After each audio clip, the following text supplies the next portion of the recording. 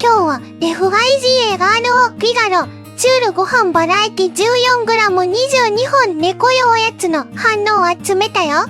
みんなが気になる商品があればコメントしてね。できるだけ動画にしていくよ。それではどうぞ。星5、食欲落ちてきたにゃんこに、食欲が落ちてきたシニア猫ちゃんのために試してみました。大好きなチュールに総合栄養が含まれていて、まさに求めていたものです。おうちタイプのものより食べやすいのか、好んで食べてくれて助かります。星5、必需品。お安く買えて助かりました。ありがとうございました。星5、猫たち、大好き。猫はコンとチュール好きですよね。袋見ただけで2匹とも足元にスリスリしに来ます。星5、何味でも好評。どの子も食べる。何味でも食べる。だから食べっぷりの違いがわからないが、少しでもバラエティをと思う気持ちに合うのがこうした複数味の詰め合わせ。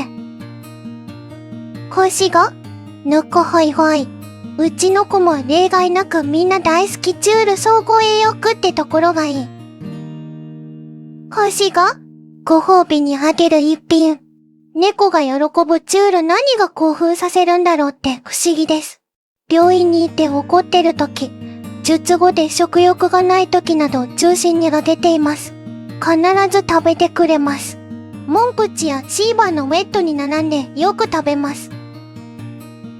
星5、種類豊富。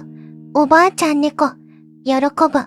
猫が美味しそうに食べてました。どの味も美味しそうに残さず食べてたので、種類の違いの必要性が何とも言えませんが、逆に毎回違うパターンをあげていたので効果があったのかもしれません。お金がたくさんあれば、この世の猫すべてに配布したいです。星5、性病用でした。商品説明に全年齢と書いてあったので購入しましたが、届いてパッケージを確認したら、性病用となっていました。うちは子猫なのですぐにあげられそうにないですが、賞味期限が長かったので、しばらく保管することにしました。商品画像を拡大して、よく見ればよかったです。まだ食べていないので、期待を込めて不死さぬにします。星5、食べっぷり。ドライフードで猫残しをする子がいますが、このチュールご飯を乗せてあげるとなかなか綺麗に食べてくれます。